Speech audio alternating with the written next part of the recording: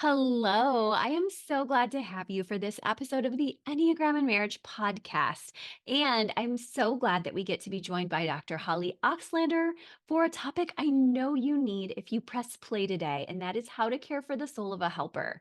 So, thank you first and foremost for being a helper who's with us today, because I know that helping in the world just blesses everybody, honestly, including you. I was just reading some beautiful research and sharing it with my certification team about how we've actually seen blood markers that show a down regulation of the stress inflammatory hormones in your blood. Yes, truly, when you help others, even against self care. So, self care is so important, but you're doing the right thing to help others. So, today, Holly is going to help us to do both well. And I already know that you care a lot about people, as I said, if you're here with us. So thank you for also taking care of you. I know it feels like it's a lot to even think about doing that in the midst of whatever you've got going. So I invite you to take a deep breath and truly ingest this episode and allow yourself to go the long haul with your helping because you took the time to listen. Now, as a reminder, before I bring Holly on, I want to let you know a couple things. One, I have some fun, juicy backstory from her, so don't let me forget to share that. But first, because this is the week of the NES Summit, I want to invite you to that. If you haven't heard of the NES Summit on Love and Relationships, this is a several day event that is going to have over 20 Enneagram speakers on the topic of love and relationships and include a juicy extra from an actual bachelor and contestant. So that's fun. And also, you're going to be learning from some of our favorite teachers here, Suzanne Stabile and Sarah Jane Case and Jesse Eubanks and so many others as we come together to walk through communication and dating and sex therapy tips and tips for every single type with boundaries and grief and you name it, love and relationships and all of these topics are going to be covered. So if you're a newbie to the Enneagram or if you're just right in the middle of your work and wondering how to pivot, this is a great way to do that. And it's free all week. So make sure you get your ticket. It's in the show notes. Also, make sure if you're anything like me and you want to catch more than you probably have room for in your week, that you grab the all access pass. So I have that linked up in the show notes as well. And I'm grateful I get to be one of those speakers. So make sure you check it out. I'm talking on conflict, and it's a very important topic, as you know, because we deal with it all the time. So I have a slideshow for you and I have a lot of notes for you to take. So bring your pencil, bring your paper, maybe even bring your earbuds to a library and just allow yourself this to be part of your self care if you decide that you're going to take a little extra time to learn this week. And that would be self care for you. Or, like I said, do it later when you have the availability with the all access pass. So, thank you. And I am so geeked out that we get this week. This is your time. And if you're coming in later, you can get it later. Now, as to the juicy tidbits, no, I have not forgotten them. I wanted to tell you that sometimes a podcast guest and I have interacted before, like Holly and I, and then we just keep chatting. And so this happened with her and I, and we got into discussion about how she's in the 2-9 pairing and how she's so grateful to her hubby, who's a 9, and how I just wanted to share because I thought this was so cute. She actually dedicated her book to him. And also, she just loves that he slows her down in that 9 pacing. But I really wanted to share their cute meeting story because she dates back to MySpace with her hubby. And Holly actually approached him and said, "Hey, you are cute. And Dave Matthews is not on your list of favorite songs." So I think that's a very clever and sort of Taylor Swift mastermind way of helping him to see, hello, I am here. And I know we all do this. We have our sexual instincts. So we have to kind of woo and attract. And I love that she does that. I love that she did that then. And I love that she's still working on that with her hubby. Because frankly, guys, that's this whole podcast topic is how can we not burn out and leave our families behind while we're helping everybody? So that is really going to be something to carry with you as you, dear helper, are helping others this week. I also wanted to give the very quick update that if you're listening live Monday, I'm probably with my little sweetie Jay. And he doesn't like to be called that much anymore, actually. But Jack, my son, is at his first acting gig today. So I get to be a side kind of just mom there with him while he was scouted. And it's so cute because that's what he may want to do with his life. That's what he thinks. So he's only 11. So it's my youngest, and I'm excited to see, does he like this? I know he loves theater. So this is where I'm at this week. If you're listening live, then know that he and I are all day at this shoot. So anyway, I really appreciate you guys just hanging out first before we even bring Holly on. And now let's make sure we honor your time this week. This is our huge topic, and I'm so grateful for Holly for sharing all of this with us. Let's dive right in. Thank you, Holly, so much for joining us for the Enneagram and Marriage podcast. Oh, thank you so much for having me, Krista. I know we were just talking before hitting record. I'm just so honored to be here and grateful for the space to connect with you. Ah, well, we both feel the same. And I know our audience is so happy to have such a wonderful heart type to share her heart for all of the helpers. And I really was sharing Mm, before you got on about your beautiful background and the fact that our audience really connects with you because they're all helping so much. So we'd love to hear a little bit mm. about you and hubby and your family and your work at Baylor. Yeah, absolutely. So I guess for especially within the context of this show, I most identify with type 2 on the Enneagram. I'll lead with that. Mhm. I live in Waco, Texas with my husband, Corey. He identifies with type 9, and we might get into some of that later. Yeah. And we have two kiddos, Callie and Oliver, who Mhm. are 8 and 11, and they keep us on our toes Yes. in several different ways, but it really is a gift to get to parent them alongside my husband. So as you mentioned, I work at Baylor as our associate dean for research within the Mm. Garland School of Social Work.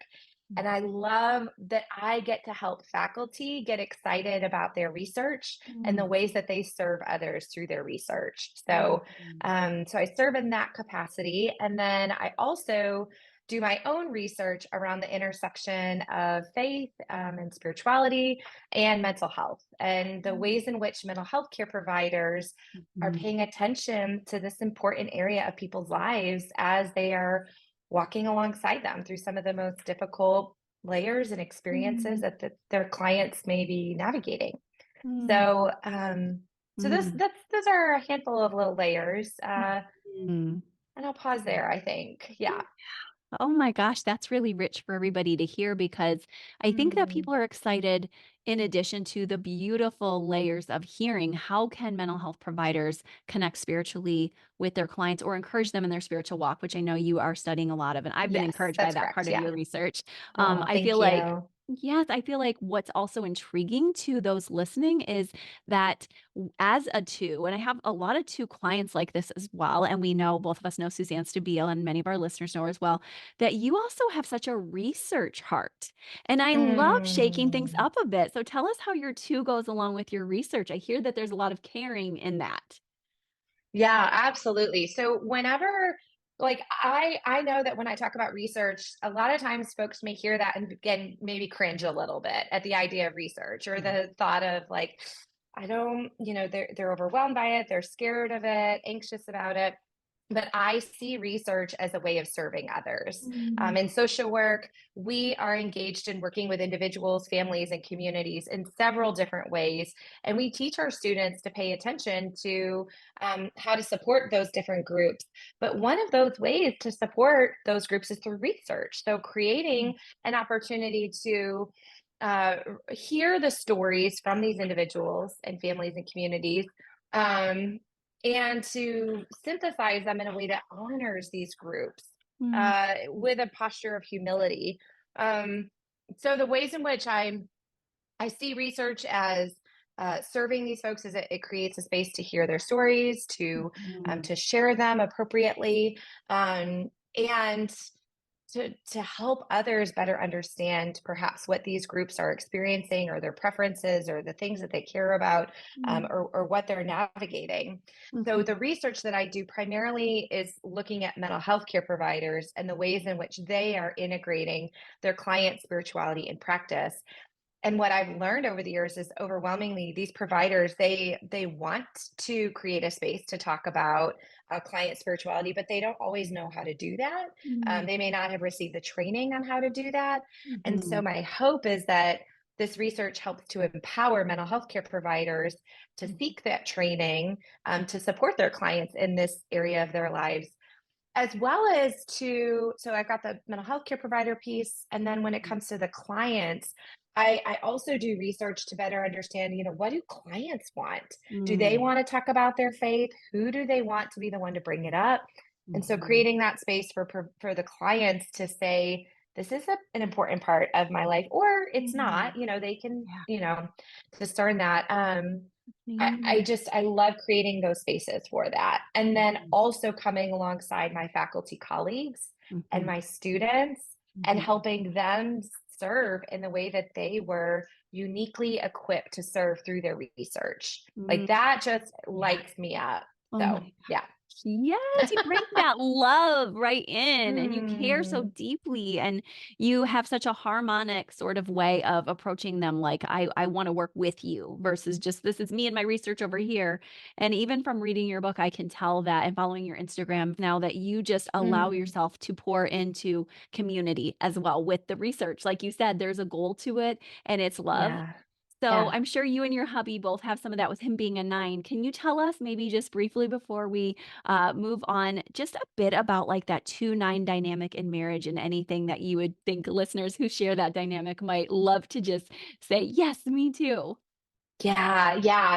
No, I really appreciate the space to speak on that a little bit because I will say I wish that earlier in our marriage that I had a 2 and 9 combo that I had learned from. I mean, later I learned from Suzanne and Joseph Beale, but the uniqueness of the 2 and 9 combo is that I feel like both really want to support and care for the other in a lot of tender ways, but it's different for the two of them, right? Whereas the 9 is like, I don't want to cause any ripples and I don't want to um, create any hiccups or anything like that, or any bumps or cause any conflict. Whereas the 2 wants to serve and love the 9 out of a place of, I want you to see how much I love you. And B, I want you to love me too in significant and profound ways. And so we both will want to merge with the other. So, for our listeners who are hearing, if you are a couple where when it's like, what do you want to do for dinner tonight? And both of you are like, I don't know, what do you want to do for dinner? And I don't know, what do you want to do for dinner? That might be a 2 9 combo, perhaps.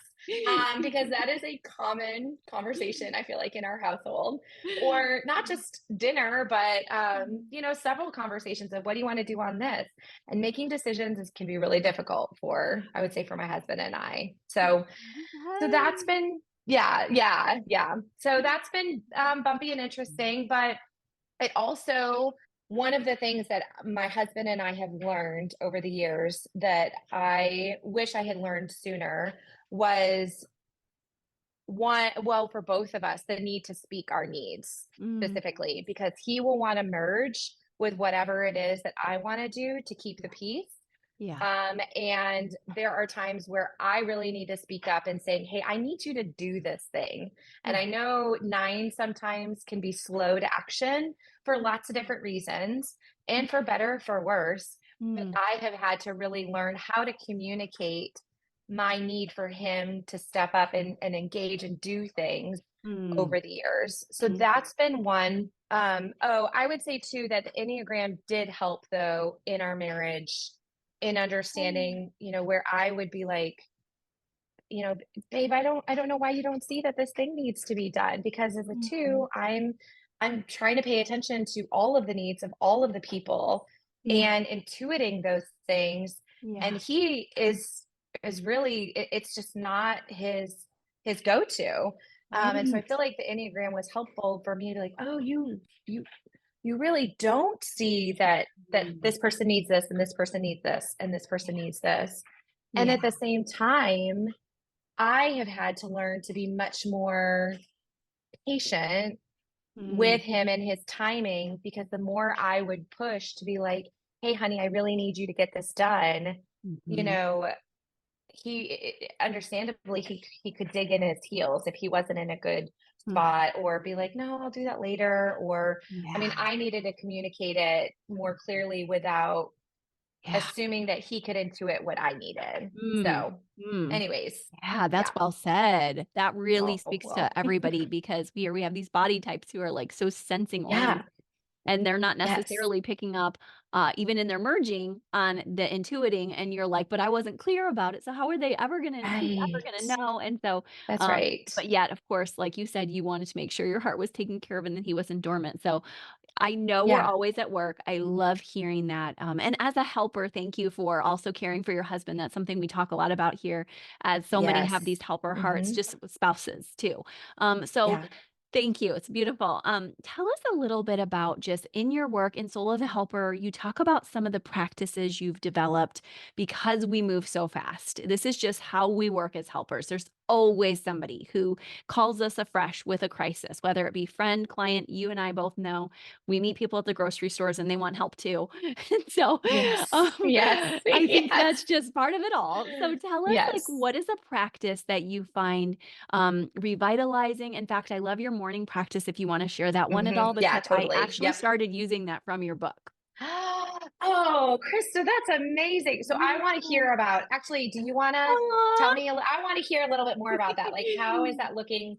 I'm happy to explain it, but Yeah. say more about how Yes. that practice is coming up for you. Yes, well, you talk about the assault of the morning and how it can hit us like a ton of bricks, and my son was actually walking through that not long ago, and I was reminding him of your practice too, because what's helped me, in addition to practices I've taught my clients, like do 5 gratitudes in the morning, etc., like, I get it, these have been life-changing for many of us over the years, but what I loved about your practice, and you can fill in anything I don't really share, I've moved it into mine now, but is that you remind us to take a word and to allow God to speak into that word. And you were mentioning you use the word rest. And I tried the word Yep. safe. I ended up moving, oddly enough, into the word peace. And I think the word safe was triggering for me. And the word peace felt better. Mhm. And just Mhm. allowing myself to breathe in peace and breathing in through the nose, out through the mouth has been such a gift for me for 20 Yeah. minutes. I loved how you even talked about how you Mhm. squirm. Oh my gosh, as a 7, do I Yes. squirm Yes. during that Yeah. So anyway, tell Yes. us maybe you can organize that because that was just my experience. Yeah.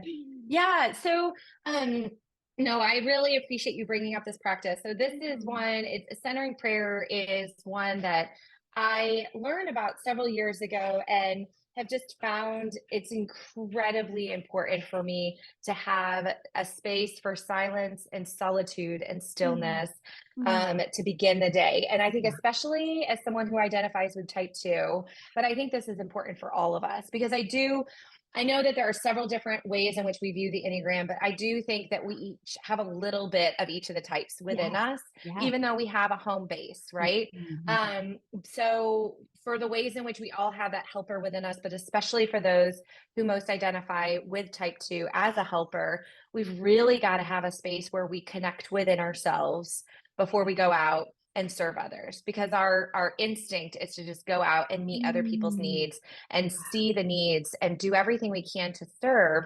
Yeah. But if we're not creating this quiet space to begin our day and reconnect with that stillness within us, Yeah. my fear is that we are going to go out and serve others with flawed and broken and imperfect Mm. motivations that we Yeah. may not intend to hurt other people, but Right. unfortunately they do hurt other people Yeah. if we're because we're seeking that sense of love and Mm. affection and affirmation and in those actions, but we're not doing it mindfully, we're not doing it with intention.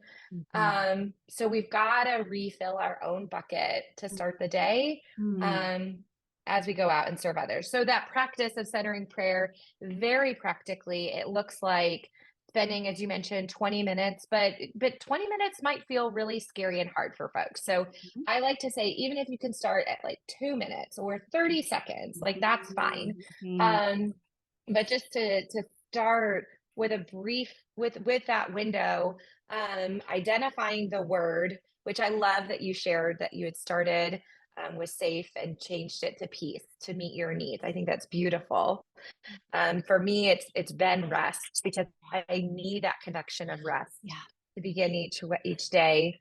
To remember that my my my worth is not dependent upon what I do, Yeah. especially for others, but that my worth is inherent and that I am beloved as I am, aside from all of the things that I do.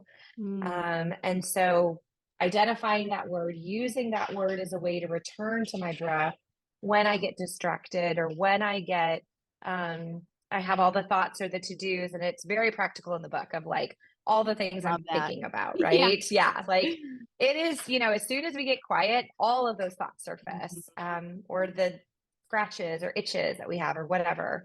mhm, Um, it's hard for us to be still. I mean, mhm. it's real hard for us to Yeah. be still. So, anyway, so that practice has been one that has helped me quite a bit in grounding myself in my inherent belovedness before I go out to begin the day. Hmm. Thank you. Thank you, because many of us Yeah, talk about it and we need the experiential practice of how to put it on. And you're saying yes, there are a bunch of ways, but this is one really absolutely. good one, is taking this time in the morning to truly allow yourself first thing to put this on. And I think a lot of other cultures really know this.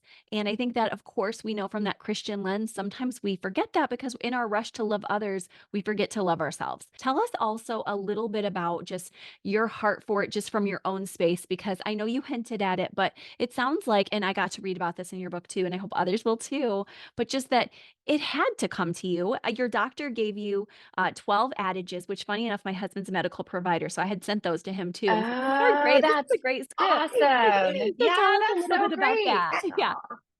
Mm, yeah, no, I mean, this obviously for each of us, the journey that we are on as fellow travelers, where life is messy and dogs bark during yeah, I mean, just like, there are things that we experience as humans and as part of the human condition. There are things that are tricky and difficult that we have to navigate. And at some point, my dog Jovi is just has so many things she wants to say about this too.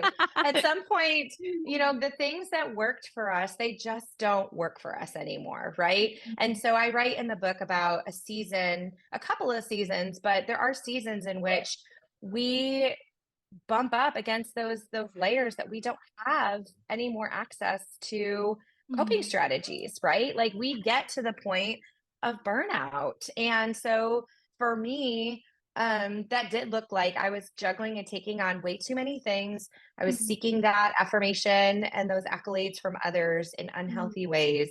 Mhm. And I got to a point at which I felt like I just couldn't keep up.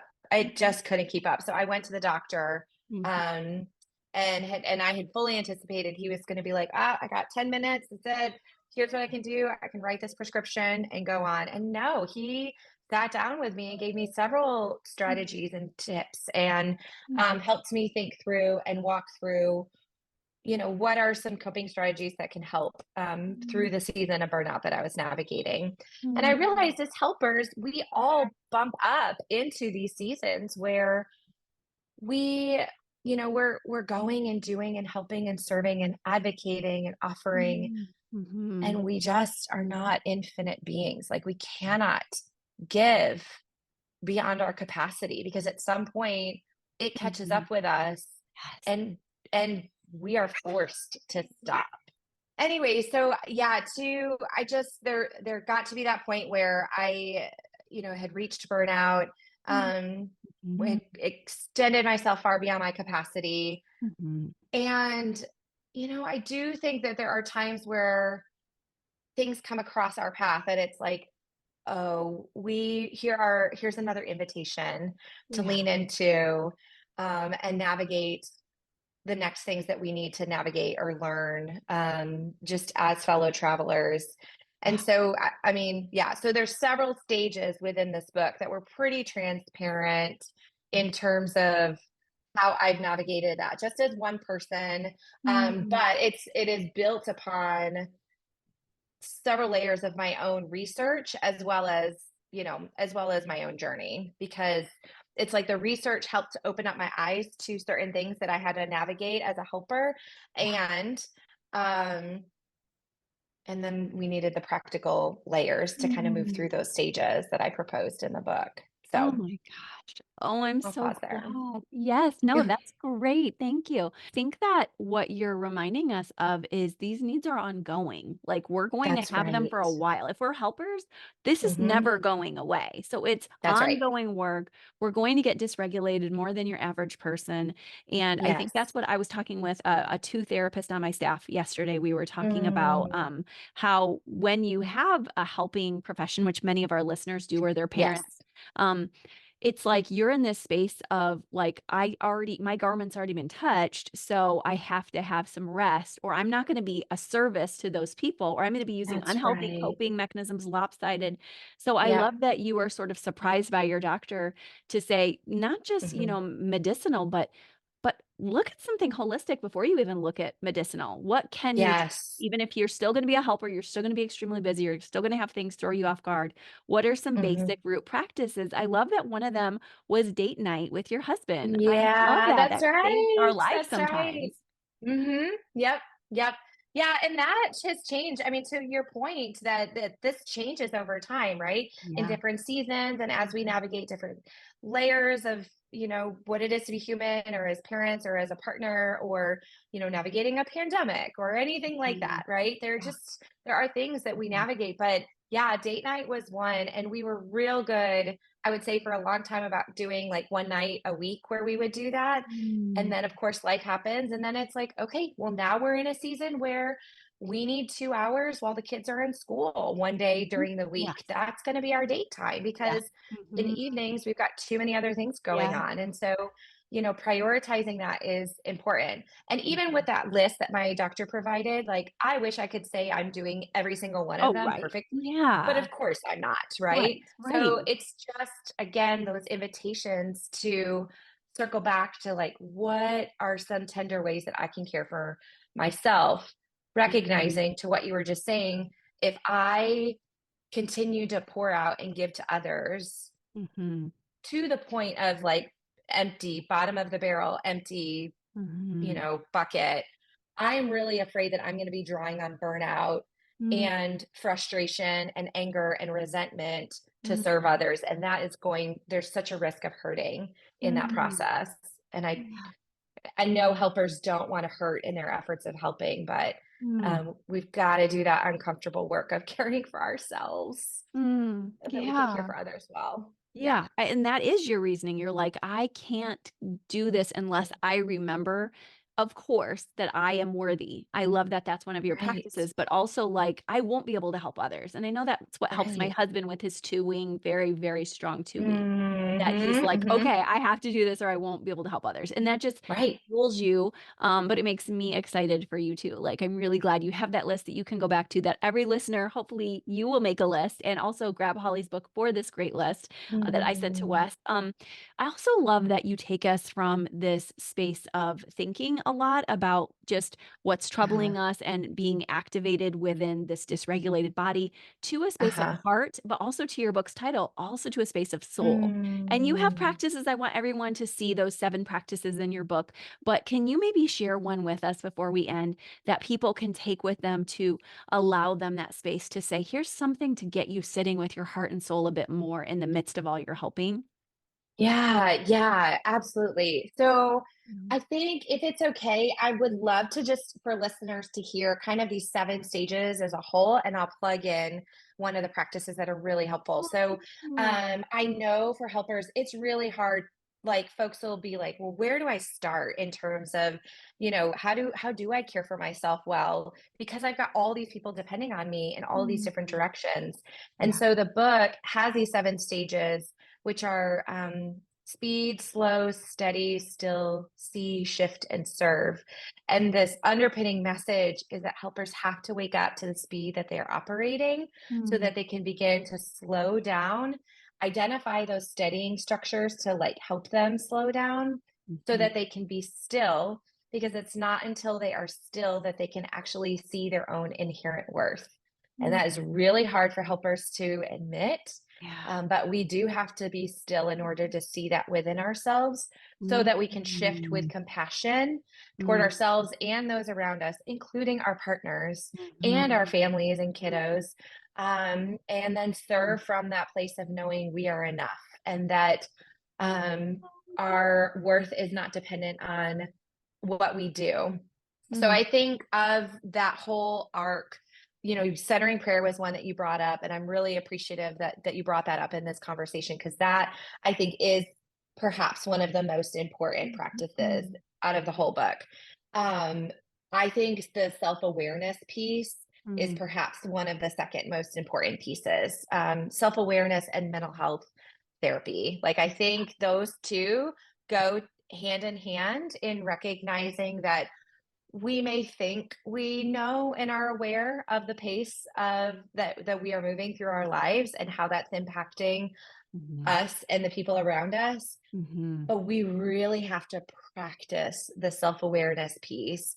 We have Mm. to create time to do that inner work, and Yeah. having a licensed mental health care provider who is trained to be able to walk alongside us to do that work is so important. And it's not like, I know there are barriers to receiving mental health treatment, and I talk about those in the book. Yeah. And I see that mental health work as being so important in terms of a preventative effort, so that Mm. it's like for each of us, we've gone through so many layers of life and experience, and Mhm. we're worth Mhm. that space to care for Mhm. ourselves well, to heal Mm. from the trauma, to heal from the pain, to Mhm. heal from those experiences. Like it's not Mhm. fair to us or the people around us to keep pretending that we can white knuckle our way through Yeah. that. Yeah. Mm. Yeah. So Mm. those would be the two. Yeah. Oh my gosh, I love that. And as somebody with teens who's watching all my friends parent in their teens, I can just echo Yeah. it so much because then you get less sleep with teens. And just to Yeah. be able to Yeah. see like that you've set this in place now, you will Yes. thrive. And what I also really hate when I see happen is, in myself or others, when we miss our kids because we're so busy helping others. And you named that, and that happens so much in Yeah. culture. And so we see them as helpers. We see them sometimes from other people's kids. And I just don't ever want that to be my story. And I really appreciate you helping us to hear how can that not be our story? Because you're saying Yeah. you have to slow down. You have to allow Yeah. yourself to stop. And then you'll see that you have self compassion when you've slowed down and gotten still. Then you get to give it to others. And you were so generous to give to us today. I didn't even think you were going to give all of that Aw. away. You are so generous. But guys, there's Mm. so much more in her beautiful book. So please tell us how we can catch up with you and your book. Yeah, absolutely. Well, Krista, again, thank you so much. I love the space that you create and the your generosity in offering this space to reflect and think and just have these wonderful conversations. So thank you. For anyone who wants to follow along, I am on social media minus TikTok. I am in the elder millennial generation group, and that is not where that's not where I've gotten into. But Facebook, Instagram, any of those spaces, just at Holly Oxhandler. You can find my stuff at hollyoxhandler.com. And I do have a newsletter on Substack that you can find the link on my website, where I mean, going back to my passion around the research at the intersection of faith and mental health, I really try to disseminate and translate helpful resources Mm, around this intersection for mental health care providers and for everyday helpers who, mm, are living at this intersection, because we all are. We all our mental health is at a spectrum, and we're all somewhere on that spectrum. mm, And for those of us, who faith and spirituality is important, we are somewhere on that spectrum too, in terms of our faith journey. So, I mhm, try to make it accessible for anyone. So, anyways, those are some corners. And then obviously so generously pointed out the book several times. So folks can pick up The Soul of the Helper, beautiful. 7 stages to seeing the sacred within yourself, so you can see it in others wherever they buy their books. Oh my gosh. Thank you. Thank you for caring about the soul of helpers. We appreciate you. We just love Thank that you. you Thank you. have poured out to all of us, Holly. And thank you for taking care of you too. And yes, everything's in the show notes. Thank you. Thank you so much for having me, Krista. Guys, thank you so much for being here with us. What a special time. Something I did before we got on was just pray that we would receive the best we could from Holly because she had so many gifts to share with us. And I'm really glad I feel like that was accomplished and that we really get to heal and to slow down when we remember to do that. And I encourage you to grab her book in the show notes so that you can make sure to continue that journey. I read it on the Kindle and it was a delight to read it there. But I also know that it's available in other formats and it's all in the show notes. And then, as I said, you can also follow her on Instagram and at her website. So that is there as well, along with the Ennea Summit. And I hope that you guys will continue to come back here so that you can be refreshed each week. Okay, so keep coming back here. We will keep refreshing you and hopefully sharing others like Holly. And I have Christianity Today ad network starting up with us soon. I've had a lot of people asking, like my podcast host Libsyn asking, when are you going to do ads? When are you going to do ads? And I finally said yes to a smaller, more niche network. And I'm excited to share other people's journeys with us here too. So we'll see how that goes. But I'm really grateful for you. And I've enjoyed sharing about Tyler Zach's Ennea Summit too today. So please make sure you check that out. All of Holly's items in the show notes. And that way you can continue to nuance and refresh. Okay, talk to you soon. Bye bye.